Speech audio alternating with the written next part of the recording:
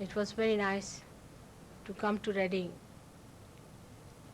again and to meet very nice people like your mayor and another nice person who was interviewing me at the radio station.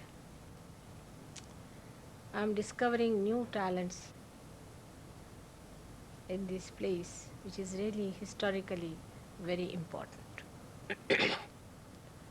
But in the history of spirituality, England as a whole has to play a very, very important role, which perhaps English people don't realize. William Blake has said that England has to become Jerusalem. It has to become a holy land, and you all have to become holy people. He is not a liar, he won't tell you a lie. People can say that he was a visionary and he visualized things beyond his foresight. That's not a fact. Because about Sahaja Yoga he has written very vividly, clearly, as to where I'll be staying since my arrival in England, where our ashram is going to be. It's so beautifully done that I feel this land has something special about it to produce or to create such great poets, such great seers. India, of course, is a country of yoga, no doubt. But there also, we had a great poet about the same time as Blake, maybe a little earlier, Ganeshwara. He did write about Kundalini. He also described the times of Sahaja Yoga by saying that at that time, the people who are in darkness, the people who are blind, will see light. He's also gone further to say that those people who will receive light will be able to enlighten other people. But William Blake has very clearly said that men of God will become prophets, and these prophets will have powers to make others prophets. And this is the test that you should put to everything. How I become a prophet? I mean, it's all right, there are many people who are around, who are selling their things. I don't know what they are doing to attract more people. Like the mayor asked me that as your work is so fantastic, you must be receiving thousands of people. I said, no, I don't. Sometimes I receive 5 or sometimes 10. He was amazed. He said, how can that be? I said, it's true. I receive very few people to come to my program. And if they come and stick on for a while, they get realization, all right. But there are very few who come. He was quite amazed. He said, really? But I am surprised. You don't charge any money, there's no membership. I mean, it really shows that it's something divine. And still, how is it few people come to you? I said, I will ask the same question to you because I don't understand human beings. You better answer me that why so few people come and take advantage of this Sahaja Yoga, which gives you the power that is lying within you, which gives you what you have already existing within you, which is your own. It's your own property. Still they don't come, even if you tell them freely you are going to be given all your bank balances. Please come, but they don't come. So I said, instead of asking me this question, for the first time let me ask you this question, I can't understand. But in Indian villages is a different thing, where the people come in thousands. One of the reasons may be that people do not know much about Kundalini, they are naive about that, and they do not know what it means by the word self-realization. What it means, what is a self, and what should it happen to us. Perhaps that may be the reason, one of a sort of ignorance about it. But despite all that, this word self-realization has been used since long by many marketeers, and nobody has been able to give it. Now, if somebody says, yes, it can happen to you, just can happen, I think there should be real interest. But still, I cannot explain why. Why is it that few people come and those who come also do not stick on? They have no patience. But with other gurus, he asked me, I said, no, there are many go. Thousands and thousands. There's one fellow whom the British people have given 58 Rolls Royce. And then they gave him a 59th one because he wouldn't come without getting a Rolls Royce from them. So they starved themselves for 1 year and gave him the 59th Rolls Royce. And how many people must have done it? 50,000 people collected that money to give it to this fellow to come down here. Already, now he has 59th, I think he must be waiting for the 60th. Now I won't be surprised that they will be again collecting money for him. One must understand that you cannot pay for God. You cannot buy God by giving him Rolls Royce. He doesn't understand Rolls Royce. He doesn't understand money. He doesn't understand bank. He doesn't know the mint. He doesn't know that you are having a new system of this paper money. He is not aware of these things. But somehow we are so much used to these mundane things, regular things, that we personally, all of us feel that if it is going to be God, he has to be just like us. There should be an organization, there should be a chairman, there should be a vice chairman, there has to be a secretary, and all this organization must be there. And there only if we go, then it's all right. Then we are safe, we are secure, because we are used to it. But God's laws and God's domain is very different from what we understand. We have never felt his love. We have been always working all our organizations because we were insecure about something. Every institution is for some kind of an insecurity. Because we are insecure, we think something is going to fall upon us, something horrible is going to happen. That's how we form a thing. Otherwise, our children may be spoiled, or our old people may die, or something may happen. We form an organization. This is not believing in God. Secondly, we form also organizations because we hate. But we have never seen the power of love, which is the most beautiful, blissful, and smoothly working, like a flower becoming a fruit. Have you ever seen a flower becoming fruit? Nobody has seen it. How slowly it becomes. Have you ever seen a bud opening into a flower?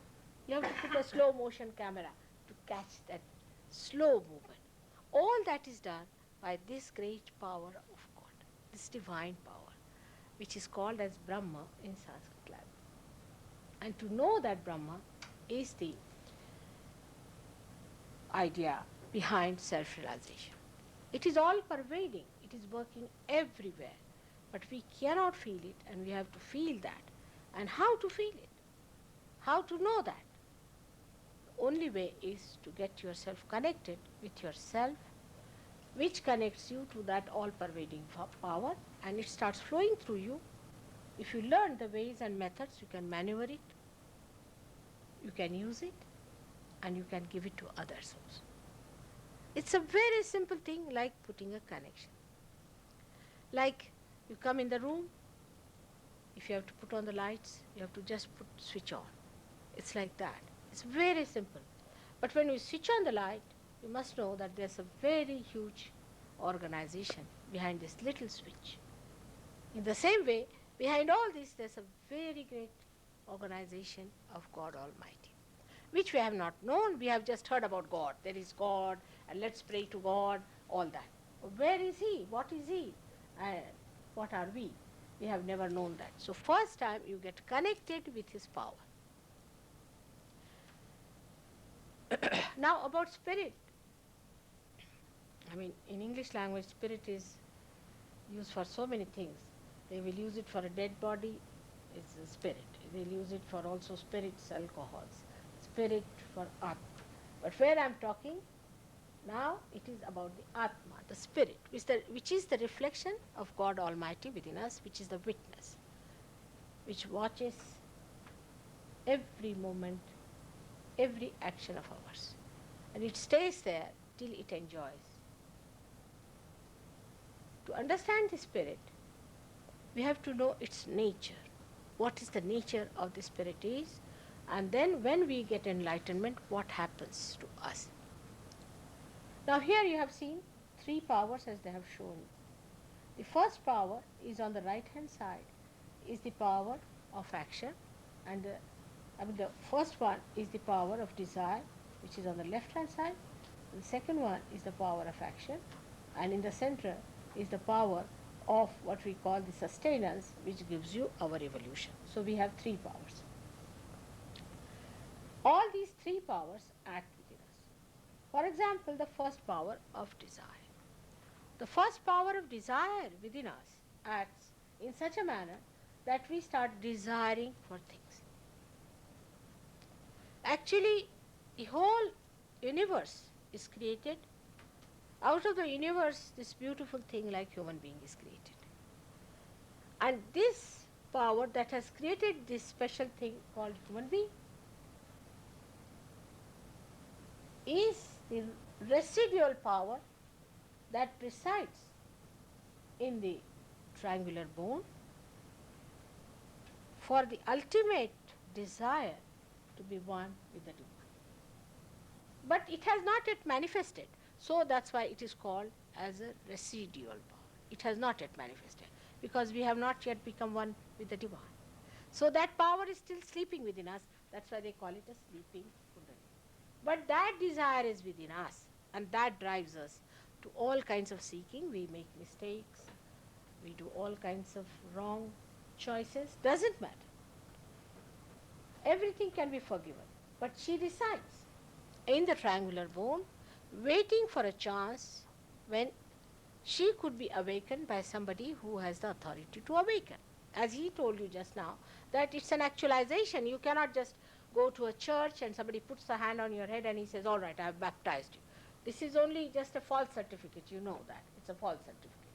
But when this power is manifested, that when you become one with the divine, when yoga, the union takes place, then only we can say that Kundalini has manifested itself. Means your desire to be one with the divine has been manifested. So now there are four powers I have told you about. One is the power of desire, with which we desire other things. Like we may desire to have a chair. So what we do, if there is some steel which is dead, we make another dead stuff like called a chair, which is of steel, another dead. We sit on it, we start becoming habituated with this. Means a part of us is dead. Because we can't sit without a chair.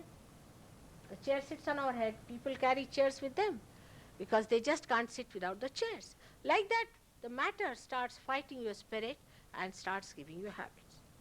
The another thing of matter is that it never gives you joy. For example, you want to have a table, all right, then you want to have a chair, then you want to have a car, then you want to have a helicopter, and never happy. So wants in general are never satiable, is the principle of economics. Why? Because matter cannot give you satisfaction. That's why it just plays with you. You like one thing, you jump to it. You like another thing, you jump to another one. Now this matter within us is created by the right side. That is the power that comes to us from 5 elements. And these 5 elements, when they are not enlightened, do not give joy. They are within us. We use them. We think by, supposing somebody thinks that if I go to race and if I win a big amount of money, I'll be happy. But you go and see the person after 6 months, you'll find that he's the most unhappy person ever known. Because money is a headache, house is a headache, anything that you own is a headache. It is better that others should own it and you should enjoy. That's a better way of looking at things. But we think that possession is something that we can really enjoy, which is not true, because we are not going to take anything with us. Now, when these 5 elements act upon us, what happens to us? What do we develop? We develop in the subtle way the attention.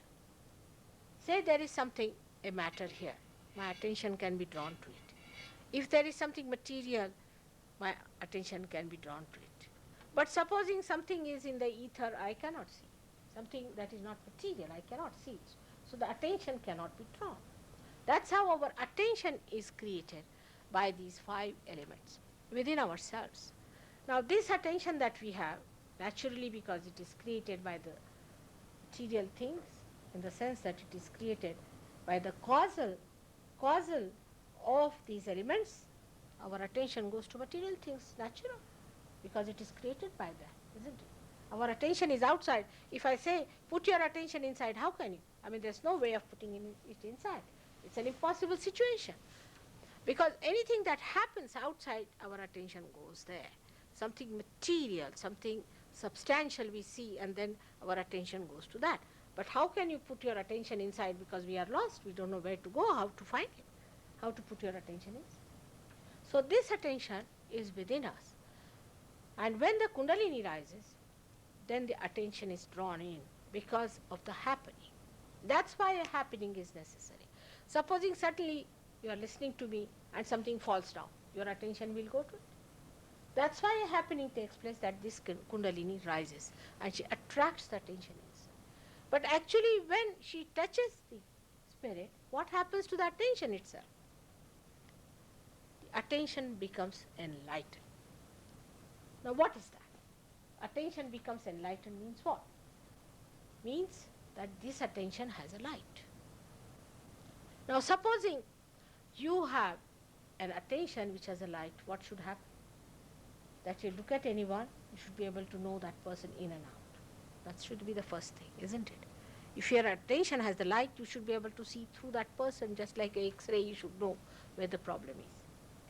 Then, if your attention is enlightened, you should be able to help that person also with your attention. By paying enlightenment means it's the enlightenment by the divine power of love. So if you pay attention to somebody, that love must act. Otherwise, it is just like any other attention.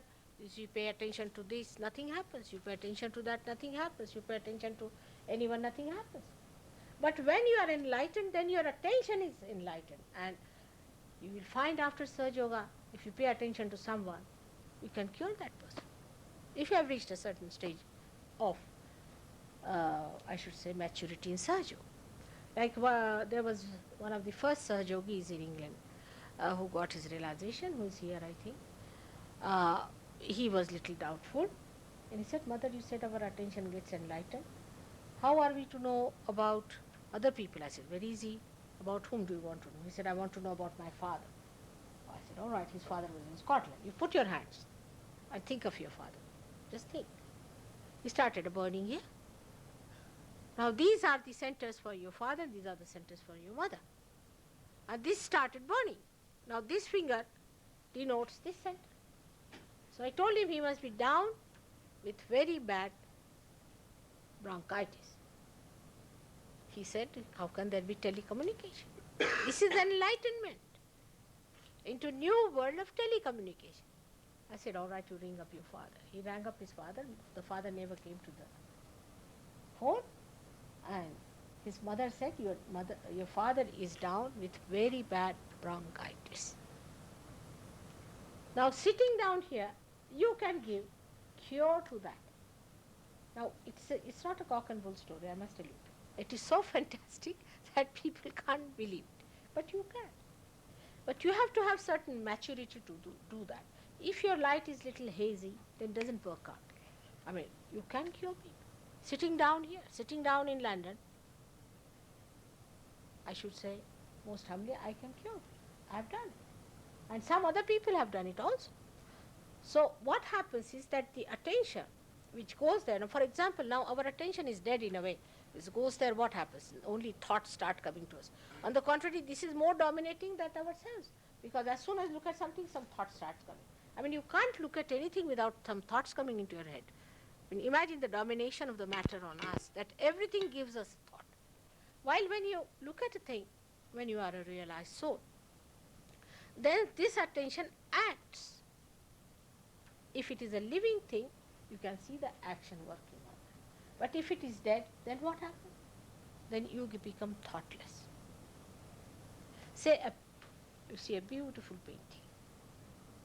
See a beautiful painting. Now there is no thought in your mind. So all the creation of that painting just starts pouring in you as joy. You feel that joy just pouring into you because there is no thought in between. Otherwise, normally we'll think who has painted this picture, who has done this, how much they must have paid. That's first thing. First question would be how much money it must have cost. Then second would be who is the artist. All these questions actually paralyze the beauty, the art, the creation of that picture. Like a wave-free surface of some lake, you can see the complete image, the reflection of the surroundings of that lake. The complete creation, the complete joy comes to us. In the same way, you become absolutely thoughtless. You see something and you become absolutely thoughtless. Because the joy is so complete that you just get stunned and the whole thing starts pouring into you like showers of joy. Is an experience which you cannot have before realization. It's only possible after realization that you can enjoy your attention. And it's such a joker. Your attention plays tricks and tells you so many things about other people. Like I was coming and I said, now let's see this gentleman, I have to meet him. Let me see his vibrations. I said, now his vibrations, this is catching. All right. What does that mean? Problem with his wife. Either he has no wife, or if he has a wife, it's a wrong relationship, or maybe there's a problem with the wife. This is wife's. And we discovered it was so. But because I knew about it, I didn't touch that point. You know, if you say that, you will have it. Better not say that point. You know already about the gentleman, what sort of a problem he has. So better not touch that point and gradually try to remove it. Like that, it is so easy after realization to know about others. Like a gentleman came to see me. He was an Indian and he knew that a person who is a seeker is not supposed to drink when you come at least to a holy person. But he gave up his drinking. For about 8 days he didn't drink. He had a bath, everything, and a nice mouthwash with everything, and he came and saw me. And I said, you have to give up your alcohol completely. He said, Mother, how do you know this? I said, I know, because of the centers that are catching in him are only possible if you are a drunkard. And I said, you have been a drunkard, and that's why it has been there. He agreed that I was, but 8 days back I gave it up. I said, 8 days makes no difference. I know that you have been a drunkard, and you'll have to give up that gradually. He said, I will, Mother, I promise you. But this really surprised him. How did I know about it? So much so that once a lady came to see me, and I found that her right hand here was completely charred. And this was all catchy. So I asked her, what is your relationship with your father? Especially this finger. Oh, she said, what has to do with it? Normally, girls in India are very attached to their fathers and it's a very good relationship. I said, there must be something wrong, otherwise you can't get such horrible feelings about it. He said, but how do you know, Mother? I said, I know, you better tell. Oh, it's all right, we have a good relationship, nothing wrong, this, that.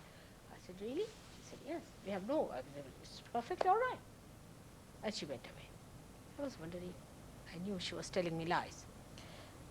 Just after that, her mother came in and her father.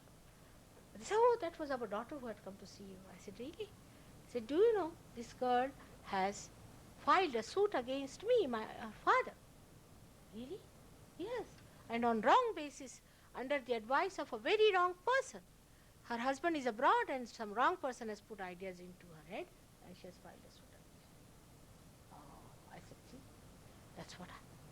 So the attention gives you all the information when it is enlightened. It corrects the problems and of all the things it warns you. It warns you beforehand.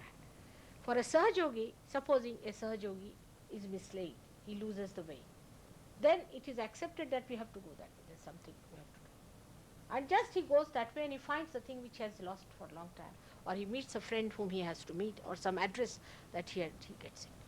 We don't mind getting lost or anything, because you find that this was necessary to go that way to find something. It's so interesting and so interwoven, and sometimes you start understanding after some time that there are angels who are looking after you. Definitely there are angels who are guiding us.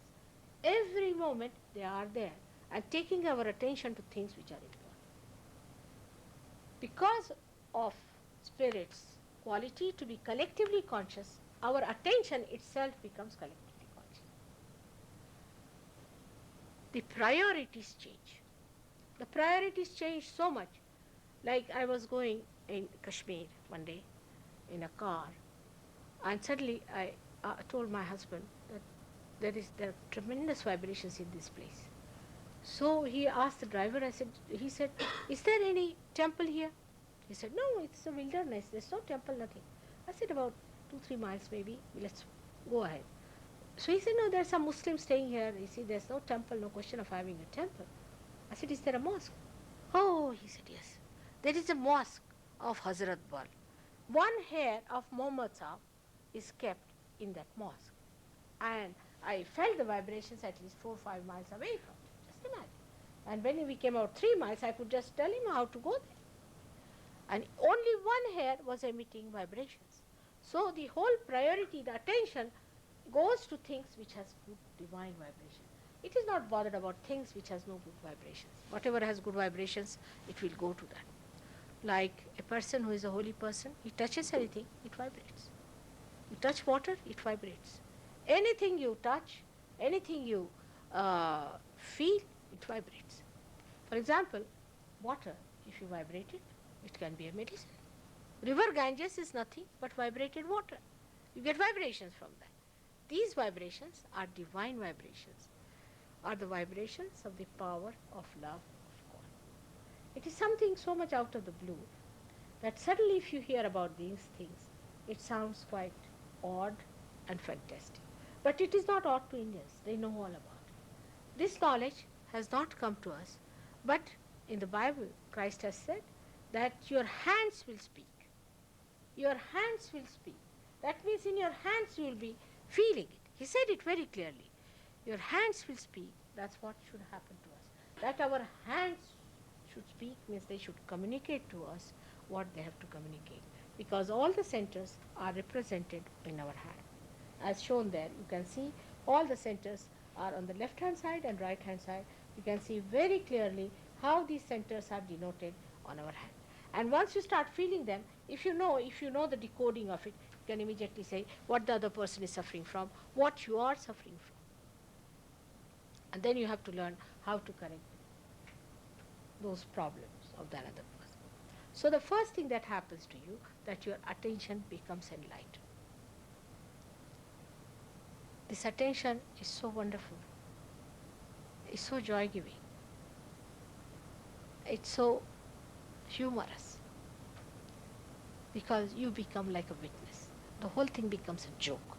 You see seriously people running up and down, to do something, and you just don't understand. And you ask them, what's the matter? Oh, you don't know, it's very important, very important. Guess what? I put all my money for the race, to ride. Then he comes back, head hung. What happened? I lost all my money.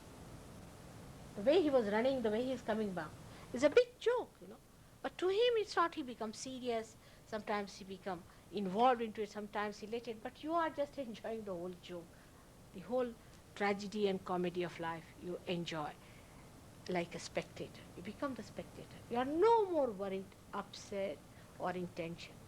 Actually, I've seen people who are very hot-tempered become so placid and so sweet and so poised. It's surprising how they change, because they have got the balancing point, the absolute point. This is what happens to your attention when you get realization. But then what happens to your awareness, which you get from the central path of your evolution? For example, animals have an awareness also. We have an awareness. We have awareness much higher than that of animals. Some people say, yes, we can play tennis, you see. That's a greater awareness than the animals. But some people cannot play tennis or understand it.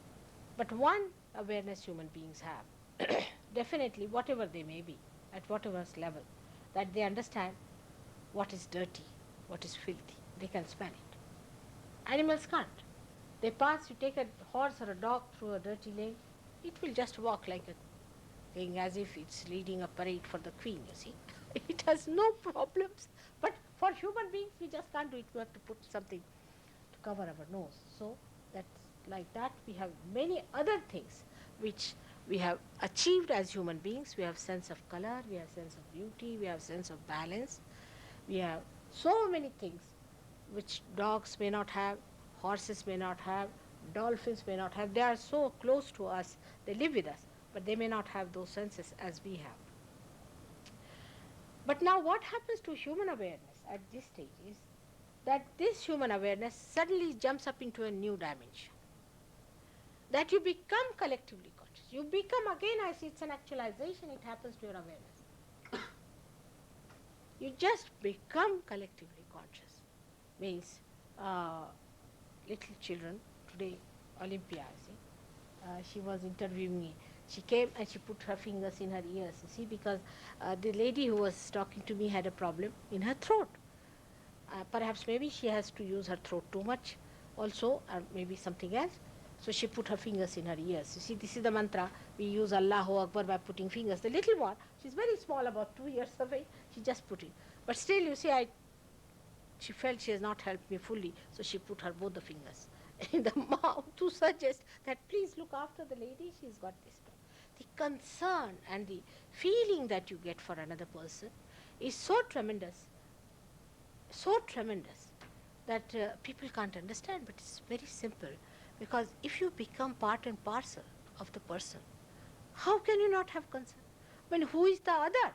The problem is, now supposing you are sitting before me and you have a problem in your stomach. I'll also have a little problem, you see. And I'll be so concerned about that problem that it is in my stomach as if that problem is existing. It is like that. The awareness becomes so collectively conscious that it becomes part and parcel of you. Who is the other? The feeling of otherness goes away. Now people talk big things like we are all united, we are all brothers and sisters and this and this. You must have heard all these speeches, and when it comes to wars they will fight. But in this you cannot fight, because who is the other? You can't fight your nose, you can't fight your hand, you can't fight your fingers. Nor do you help anyone. You don't help anyone, because supposing this finger is in trouble and this hand presses it, does it help it? Nothing. This is neither obliged nor this is helping. This is one. That feeling of oneness, that you are part and parcel of the whole, is established. Because of that feeling, that is such a tremendous feeling that you are part and parcel of the whole, that you get cured. The curing comes because of that innate understanding by your being that you are not alone. You are part and parcel of the whole. You are a cell of the whole body of God, or you are a microcosm of the macrocosm. This is not just a psychological or a rational thing, but you just become. You just become. You can't help it. And when you are that, you just don't feel you are helping anyone. I mean, it's just like you see one cell acting for another cell. The whole thing works in such a homogeneous way. No fighting, no quarreling. On the contrary, you enjoy each other. You just love each other. And you just see the good points of another person.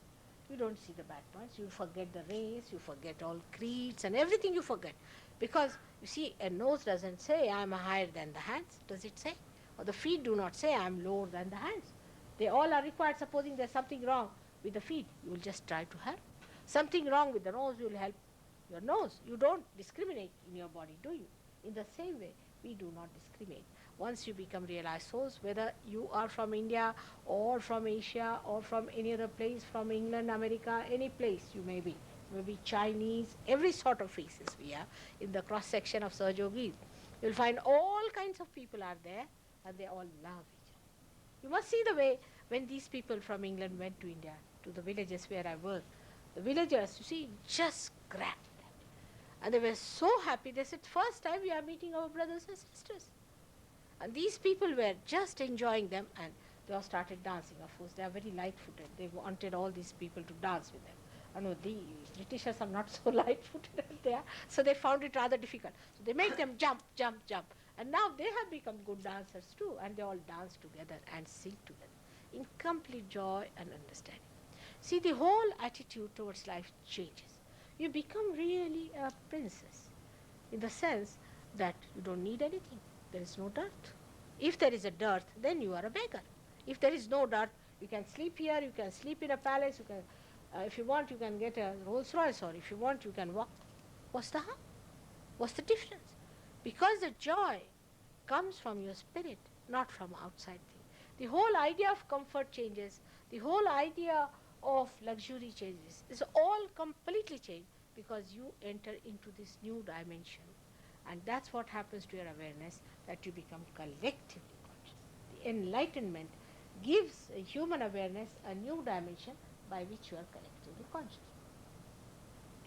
Now, emotion gives us happiness. You see, if you love somebody, you feel happy, and you meet that person, you feel happy, and you want to bestow all your love on that person. If your children are there, you want to love them and give them love.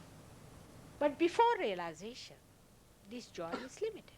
For example, husband-wife relation I can understand, but about children, like in India, you see, they love their children so much that they will even sell their country for their children's sake. The love becomes like a possession. It becomes a love-hate relationship. You see, they love so much that they come to hatred. It's a funny thing, but it happens. Why? Because it has limitations. Love has limitations. It's not infinite. But when you get your love enlightened, you get joy. There's no material give and take, but you enjoy each other. In Calcutta, first time, on my way to America, I had gone, I was staying in a hotel. There were other surgeons, 5, 6 surgeons staying with me in other rooms. And one gentleman came to see me, and he fell at my feet, and tremendous vibrations here. And they all rushed. Who has come? Who has come? I said, why? Tremendous joy started flowing over our head, mother. Who is at your feet? They all rushed to me. I said, see this one. They all stood. What enjoyment, what enjoyment. He was enjoying, they were enjoying him. This is the first time you enjoy human beings, because you can feel the vibrations of a person. What a beauty human being is, what a glory he is, what a blessing he is, what a creation he is, you realize only after realization. Before that, you judge him, oh, he has got long hair, he has got red hair, he has got long nose, all these. But then you just see him in a subtle way. What he is his vibrations. And so many people I have seen, Sahaj Yogis also, if they get somebody, they'll all rush there. The fellow is there and they are all taking vibrations. For half an hour I'm tired now. I said, now finish it off. But no, they're just sucking it like a child. First time you enjoy human beings. The joy which has not duality. Joy does not have happiness and unhappiness. Happiness comes to us when our ego is pampered. Unhappiness comes to us when our ego is damped. It is something different. We are not our egos. We are ourselves. And when self enjoys something, it enjoys it. There is no remorse. There is no duality about it. There is no unhappiness. So joy is a complete thing. It cannot be described. It is just to be experienced and enjoyed within ourselves. And that's what happens to us when we get our realization. Our idea of love changes. Like we say, oh, I love this person only. Like your husband is there, all right? You have to love him like a husband. You don't love everybody like a husband, all right? Your sister is there, you love her like a sister. But you think all others as your sisters. Then you love your brothers, you think them to be your brothers. You love all of them. The love spreads like that. It does not rest in one place. It does not sort of stagnate. It does not coagulate. Supposing in a plant the sap is rising and it goes to one flower because it loves it and settles down there. The tree will die and the flower will die. So the love we have before realization is like that love, which dies ultimately or creates problems and it dies. But love after realization is a love that emits, just flows. You don't get anything. What do you get? People ask me, my husband, is in a different line and I have a double life. And all my friends ask, what do you get out of it? I said, I'm not here to get. I get out something from it. It's just to give, it's to enjoy. As I told your mayor today, your politics will be solved. You'll have no parties. He says, how can that be? I said, see now, I have, supposing, all the powers, so I'm a capitalist. But I must share, so I'm a communist.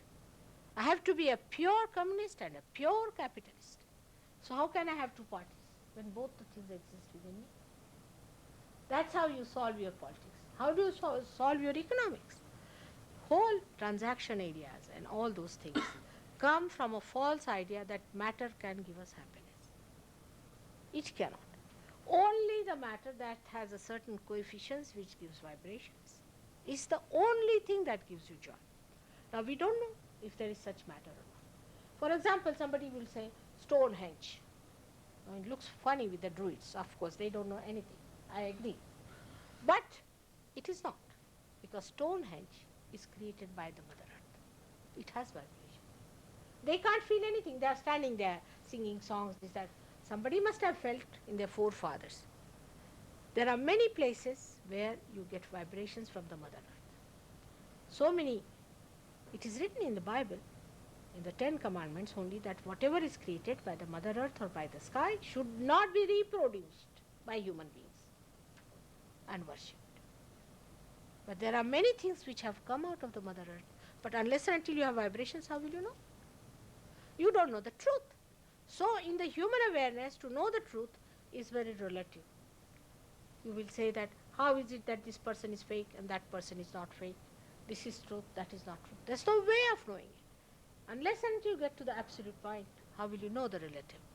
So when you get your realization, you can ask, is he a real man? If he is, you will get vibration. If he is not, then you might even get blisters. Vibrations will stop, maybe. Little bit blisters you might get, if he's not a right type of a person. If somebody is obstinate, you will get indication. If somebody is suffering from some possession, you will get indication. If somebody is mentally mad, you will know.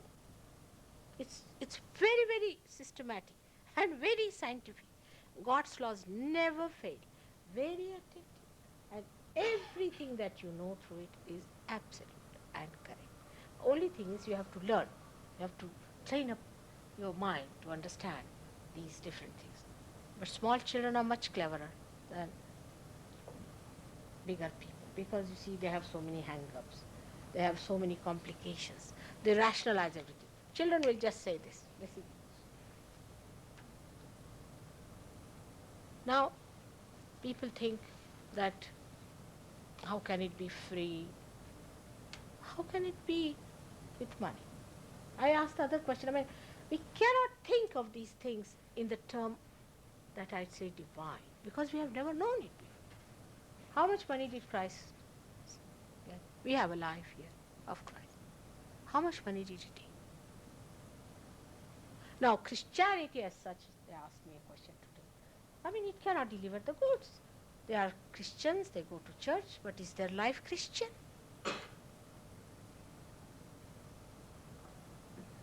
Churches cannot deliver the goods.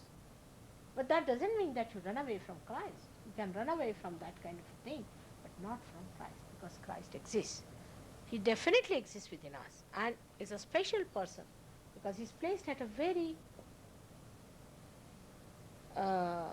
pivotal point between the center of the optic chiasma, where the pituitary and pineal body are there, and he controls our ego and superego. And when the Kundalini rises, then Christ is awakened and he sucks all our karmas, all our sins. That's what he said, that he has suffered for our sins. They will say, Christ, in the church they say, and then why do they ask you to suffer? If Christ has suffered, why should we suffer anymore? There should be no sufferings anymore, just enjoy and rejoice. He's done everything for us, or do you want him to suffer more? There are Jews who said, that we don't believe in Christ and we have to suffer. Already have Mr. Hitler for you. If they want another one, they can have another one. And go on with your suffering. It is high time that they accept Christ and give up their sufferings. Otherwise, they are putting their sufferings on other people. There is no suffering needed anymore. It's a funny idea. I don't understand why people say you must suffer to become spiritual. Who has given you these ideas? Actually, among Hindus, it was believed that our karmas we have to pay for it. Yes, all right. Up to what point? Till somebody called Mahavishnu comes in, that is Christ, is called as Mahavishnu. All the signs and symptoms of Christ are described as Mahavishnu in the Devi Mahatmya. But who reads that? I mean, Christians will only read Bible. Will they read something else? So they never knew. And when the missionaries went from here, they never talked about Christ like that. Oh, they just said that you better get converted. You see, they used to brand everyone, Christian, Christian, Christian, Christian. They would put a loaf of bread in the water and say that this is the beef. And all of you have become now Christians. So by villages they became Christians. Imagine this kind of a Christianity, how far it is going to go. They never said that Christ is the one who was Mahavishnu because they never knew. Until I told them that it was he, the Mahavishnu, who came, who has come already. And he is going to suck our... Oh, they said, then what? Why to worry about karmas? Finished, over, our karmas are over. But here, we have Christ, but we don't know his essence. We don't know what is he there for. What was the need for him to crucify himself? It was just to create a tremendous deity within us, that is Christ, who will suck our vibration. Now we have many Jews who are our disciples. They will jolly well have to accept Christ because Kundalini doesn't rise unless and until you accept him here. But even those Christians who don't accept, say, Moses or Jehovah and all that, they have to accept that Jehovah is sitting here. That's the Virata. That's the Akbar. That you have to see for yourself when the Kundalini rises. You'll be amazed unless and until you say Lord's Prayer, it won't rise above this, if it is stuck there. And all the Christians have this problem. You'll be surprised that Christ himself is angry with them. You have to say Lord's Prayer. That's why he said, you'll be calling me Christ, Christ, and I won't recognize. Just imagine. Then you have to say Lord's Prayer in front of some holy personality. He forgives you, and then the Kundalini rises. Just imagine, he was the one who was the controller of ego. He's the one who sucks our ego. And see the Christian nations. That's one thing they cannot get out is their ego. Now they're realizing it, no doubt. But still to get out of it, they have to fight it. And the more you fight it, it becomes like a balloon, big, big, big, big, big. But by fighting it, you cannot get out of it. Only by rising through the central path, you can suck it through the awakening of Christ. And you get your realization as cool breeze coming out of your head. But when it happens also, as I said, people do not know what it is.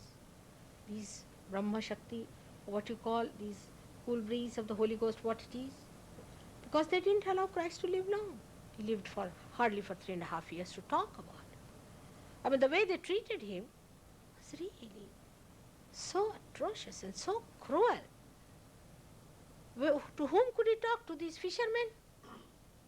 About Kundalini? I mean, they made it impossible. Same with Muhammad, huh? Arabs could not accept Muhammad at all, and they have not yet accepted him the way they are crucifying him every day. He couldn't tell people about it, but he did promise that it will happen to you. He's promised that a comforter will come so that you will know my Father forever. Means you'll get your self-realization. He promised that. But how will you make him out? How will you make out the comforter? How will you find out? If Christ comes in, now some Christ is being announced. It's a big joke. You better tell this Mr. Christ to walk on the water and you'll find him out. We had one in India. He told that he's going to walk on the water. And people mad from America, see, they came with television, telescopes, and all Indians were there to see the fun of the whole thing. All of them came here, and government also encouraged, because lots of foreign exchange, for this kind of tomfoolery. They all came. They occupied premises in a very big hotel, where there was a huge big swimming bath, where this fellow was supposed to walk on the water. See, and they had telescopes and every sort of thing there. And apart from that, they had a television set, and from America they were going to release, you see, all the scenes of what was going to happen. This fellow came forward. It was on the television, you could see it. He put one foot, and with the second foot he was down. He couldn't even swim. They had to fish him out. He was put in the hospital, and they found he had cancer. But imagine, when they asked, why did you do all this? He said, at least I got a name. Imagine. Like some hijackers, they say that at least by doing this thing we'll get some name. There are some maniacs who want to appear in the newspaper, this way or that way. So he said, I got a big name in America, everywhere, everyone knows me. Thank God he's no more now to befool some. You see, these tricks they play. So these tricks have nothing to do with God. If he's Christ, let him walk on the water. If you people will be kind enough, you better write to this gentleman who has spent so much money in the newspaper, especially to the journalists, I would request. Because you see, journalism takes to such stupid people very easily. I don't know why. They will publish, they publish such a lot of things about this nonsensical Christ who has come. Better ask him. There's another one who was trying to teach flying. All right? Poor things who were flying. One of them is sitting here. She was the directress of the institution, got epilepsy. The husband got epilepsy. The child got epilepsy. All of them. They lost all their money, all their property, everything. That's how they were flying on the streets of London. All right? I said, why not ask the Guru to fly? Why not use this leaning tower of Pisa? Just throw him down. Let's see how far he can fly. And then they were paying £3,000 to learn flying nonsense. Why do you want to fly? Are you going to become birds now? Like these nonsensical tricks they play on you, and you believe them. It is never said in any scripture, any books, anywhere, that you will be flying as religious people or as spiritual people. Never. Nor that you will be becoming mad. Even St. Paul was, I don't know how they included him in the Bible. I can't understand. How was he a Christian? This is first thing. If he saw the light, well and good. Who saw the light? Now supposing you go and say, I have seen the light, and I have become a great Christian, and you start organizing things. Must you be included in that? He has no idea of Christ, and he has no idea of reality.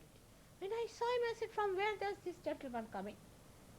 He was nowhere near reality, and he said that people got like mad when Holy Ghost came. Everybody started laughing, and they started saying all kinds of words and all kinds of languages. It's very easy. You see, if, say, an Indian possesses you, you will start behaving just like an Indian. You speak Indian language, you may be thieving, telling lies, all these things which are character. Or if you are an Englishman entering into an Indian, you start speaking Oxbridge English. It's possible. You have seen these things happening to people. When they get possessed, they do it. It's all possession. What is the way to know what you have got? It's so much unknown that anything that is unknown is not God. There is collective subconscious and there is collective supraconscious. Anybody can enter in from that area and can possess us. You must have seen a film shown by some doctors who said that cancer is caused by some proteins, which come to us from the areas which are built within us since the time of our creation. That's collective subconscious. They say clearly, protein 58 for protein 52. They say it so clearly about it, that is what triggers our cancer. But they don't know how to control them. Of course, I have been saying this for the last 12 years. But nobody understood at that time when I was saying that it is the collective subconscious from where these things come in. Christ is the one who took out spirits and put in the pigs. And here they are talking of Christian movements, like you have got Pentecostals and charismatic and this and that, where they are putting spirits into you. And when they come before me, they shake like this, just like this, and go into an epileptic mood. I sometimes feel there are 100 spirits sitting in those people. If they have no idea as to what to do with the dead. They are so naive. In the church you are sitting on a dead body. God knows how many. They don't know how to do that. For example, if an Indian lady from India comes and she walks like this, saving her feet, oh God, they are sleeping, We know that when they are buried there, maybe their dead souls are around. But here in the church you go, a very nice way of possessing a person. There's a Sahajogini in Paris. Her mother was about 60 years of age, not very old because I am of that age. And she was so mad, she became so mad that she didn't know what was a BDA and what was a WC, and she was a funny woman. And she sometimes used to forget even her daughter. But Sunday morning she would get up in a very normal way, dress up very well, go to the church, say her prayers and come back. Like a possessed person she used to walk. But somehow one of the Sundays she got lost and she informed the police. The police said, you better send her to one of these places where the old are looked after. So this Mari told me that when they put her there, she found there are many like these who get up on Sundays. There is a church for them. Also there are dead bodies of these mad women. They go to this church every Sunday. Again they are mad for the whole week. Again on a Sunday they get up and go to the church and come back. Just imagine. How can that be God? You mean these dead spirits are God? Will he shake you all the time like this if God enters into you? How can it be? It's maddening. Will you become more dignified and beautiful, or you will become ridiculous? Just ask a question to yourself. In the Bible it is written that everybody said that these people are possessed, and they laughed at them and they said they have gone mad. And still it is in the Bible and people read it. Let us read chapter this. Just imagine describing mad people, and that has become authentic. Now who's going to challenge them? They'll kill me if I tell them that. But it's a fact.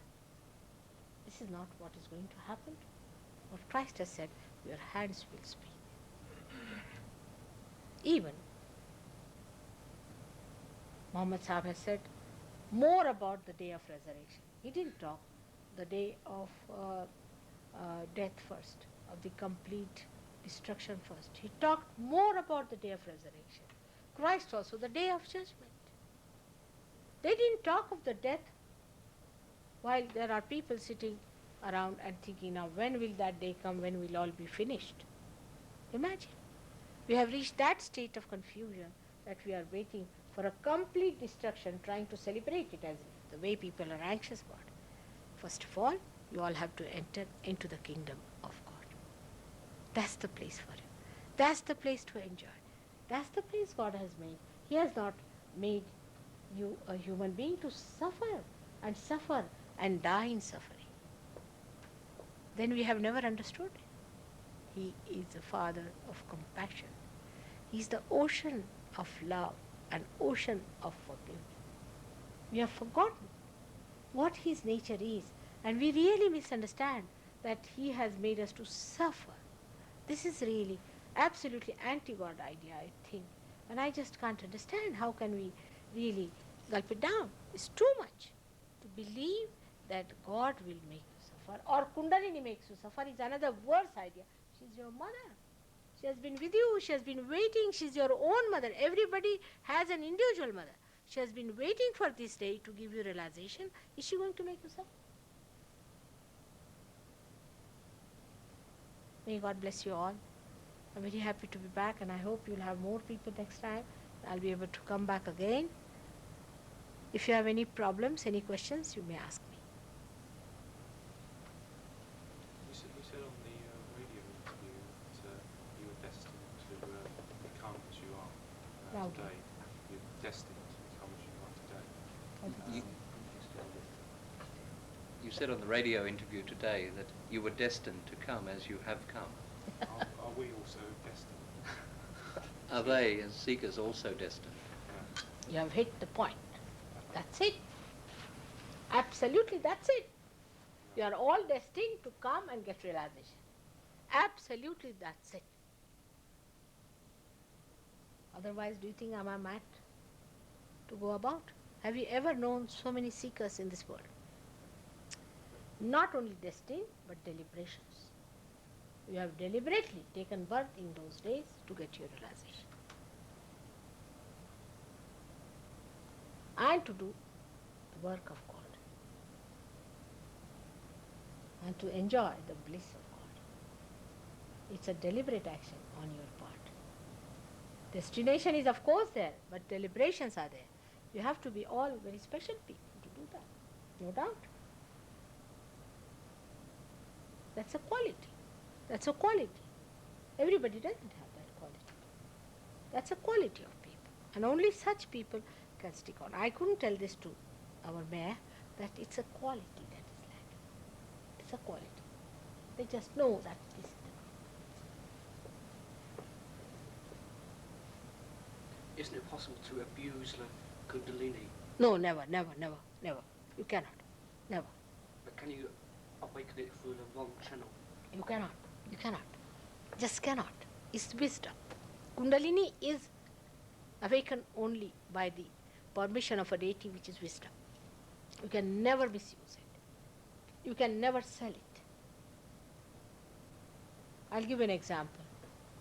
There was a gentleman, an Indian, whom I gave realization in America, started his own organization. As usual, you see, Indians are very good at making money.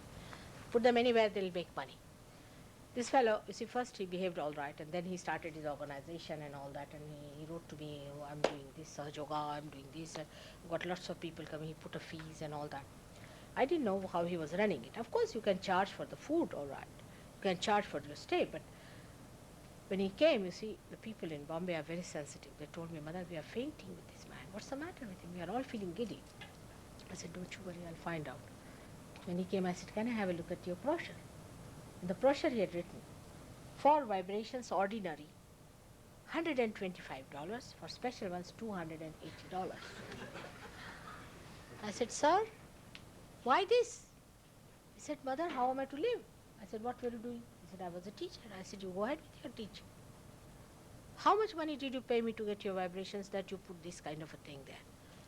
He said, but how am I to live? And you got into a temper and it became very red. I said, now I can't talk to you about it. You cannot take any money for it. So he got very angry. He said, I'm going to see one guru. I said, go and see him. This is the guru living in Calicut. Actually, I've never met him. But this fellow, when he came back, he telephoned to me. He said, Mother, please forgive me, please forgive me, please forgive me. I said, what happened? Telephoned, the telephonist, I must tell you all what happened. I said, what happened? He said, I went there, and when I reached the gate, this guru was sitting in a hut and he started throwing stones at me. One after another, so many stones he threw that I just sat down. And he said, what do you mean? You have said these things to Mother and you think I will give you some blessings here? These are my blessings. Go ahead. And poor fellow, you see, he went back. He went and sat in the on the station on the platform. And one of this guru's person went and said that, what did you say to Mother? He knows that Mother is there. And how dare you say something to Mother? He said, you see, because I was making money and she was angry with me and this. He said, you better go and ask for forgiveness. For 3 days he stayed on the platform, you see. On the 4th day, the Guru sent for him, he came. And then he said a Sanskrit shloka in my praise and all that. He said, just go and read it out to Mother. That's all. So he brought that, read it on the phone.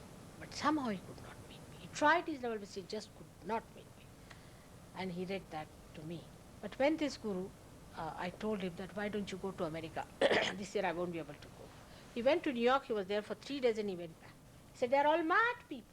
They're dollar mad. I can't stay there. They were offering me dollars for everything. So he ran back. He couldn't stay there.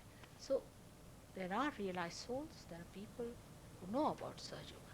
But they know that you cannot sell it. If you try to do anything like that, finished. You will lose your vibrations immediately. They are very sensitive. Very sensitive. If you are ignorant, then it's all right. They'll stay. But knowingly if you do something, yes, they'll disappear. And you won't like it because when they are flowing, you are enjoying yourself. Just stop.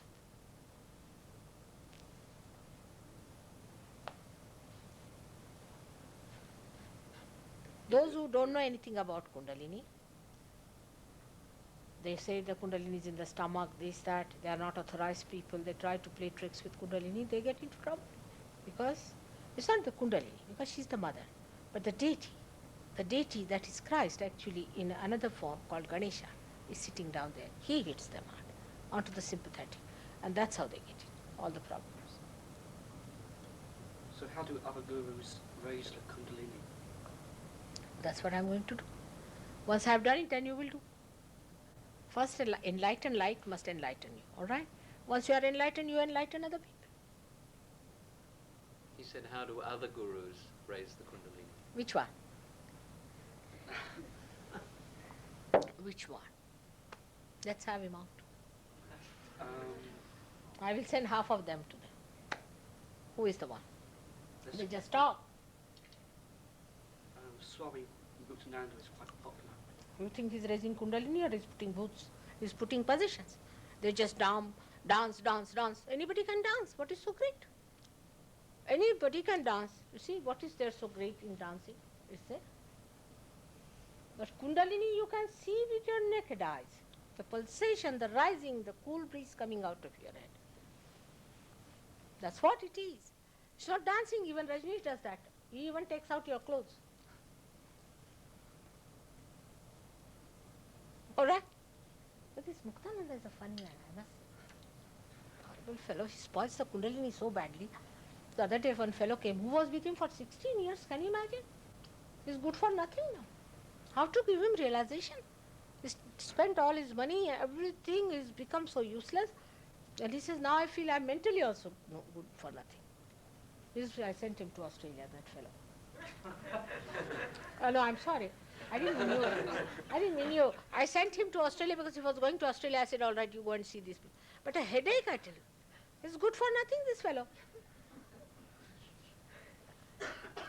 I know his name in his previous lives. No, very difficult. Horrible. They not only want to make money, it's all right. See, there are thugs, there are smugglers, all right, I don't mind. But they spoil your chances of realization, they are anti-God. That's the point. The Kundalini just doesn't rise in people who go to Muktananda. Rather difficult. Don't be frightened. If you have been, I'll manage. It can be worked, but when you will meet somebody, Muktanandi, you will know. You'll run away from that person then. No. You see, because the hands break. You get tired. The Kundalini is tired. Poor thing, she hits her head, this side, that side. I don't know what he does. Horrible, cruel man. One better than the other. This Muktanand. Can't you see on his face? What does he talk? All nonsense. Very easy to make up. He puts the Kundalini in such a way that the void is completely finished. You see, the crossing point, that void, is so much obstructed that the Kundalini just doesn't get out of that. It just wobbles there. Well, we'll work it out. All right? We'll work it out. Yes. You are seekers. You are seekers. You are God's own being. And you are to be saved. Let these horrible people delude you. How long will they go on? All of them has to perish one by one. You will see that. The best part of it, that all untruth fails ultimately. How do you actually tell a true guru? Huh? How do you tell a true guru? That's after realization, it's very easy. But you can tell. For example, a person, can't you say who is the sincere person? You can. If you don't get into the circus. It's simple. But a true guru will not be worried about your purse, as to how much money you have got. And he will give you your own powers. He will not try to show off his own powers. talk about his own powers. I'm this, I'm that. Nothing. Unless and until the Kundalini is risen and you have got realization, nobody will give you false certificate that Kundalini is awakened. It has to be manifested. It's all falsehood. A to Z it is. Supposing, say for example, somebody's Kundalini doesn't rise. All right, it does not rise. My own daughters are not realized souls. What can I do about it? My own daughters are not realized souls, but my grandchildren are. So what can I do? I cannot force on that. If it is not, it is not. You cannot give false certificate. It has to happen.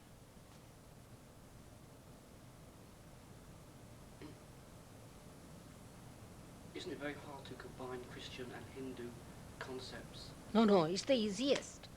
They're just the same, my child. They're just the same. There's no difference at all. They're all one. Christ has said, those who are not against me are with me. Who are they?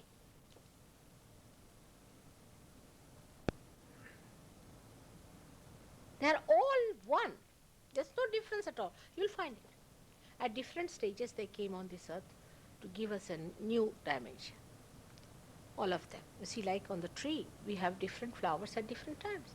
But they all come from the same source, don't they? Now they pluck the flower. This is my flower, this is my flower. That's not. That's the dead flower. The same energy produces the same flowers. But they fight. You will be surprised if I tell you the whole history of the relationship between them, between Christ and Krishna, between Muhammad and Christ and Krishna. There's a big relationship. They are all related to each other very closely, which you will find out in Kundalini also. It's very interesting how they are related and how they have played the game. And they are all settled down within us. You see, all brothers, sisters, husband, wife, all sorts of relationship there. It's very interesting to see. But it is not only a story, but you can see it yourself, that they are within you. To say, for example, if I say that Muhammad Sahib was the same as Nanak, Guru Nanak. Imagine the Sikhs are breaking the necks of Muslims and Muslims are breaking the heads of Sikhs. See, it's a big quarrel going on. But Nanak came after Muhammad to teach Muslim-Hindu unity, because he was surprised the way Muslims are. But they are one. They are one personality, born again and again. Moses, Abraham, Socrates, all of them are the same. Now, if a Muslim is a fanatic, all right, he gets a cancer. Normally he should. Or he becomes a dry personality. Imagine Khomeini. They become a dry personality. They can be very violent people.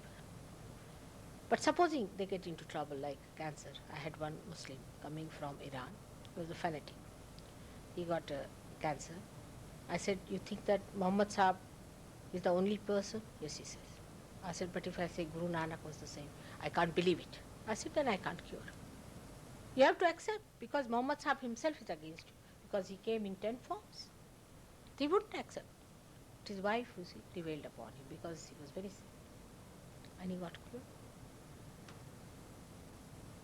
That's how you have to prove. Human beings cannot easily understand. See, if you are born in a Christian religion, you become a Christian. It's a horrible thing like that, you see. We are all human beings. And all these people have come on this earth to give you a new dimension. Only we don't understand them. They never came to make us fanatics. That's at least, that is too much to see. After realization, you will know they are all in complete unison, complete concord. That's not possible on human level. Absolute, complete concord. Yes, it's a fact. All right, should we have realization now? Let's try. Because I have to go now to England, London, and tomorrow is another very heavy day. Please put your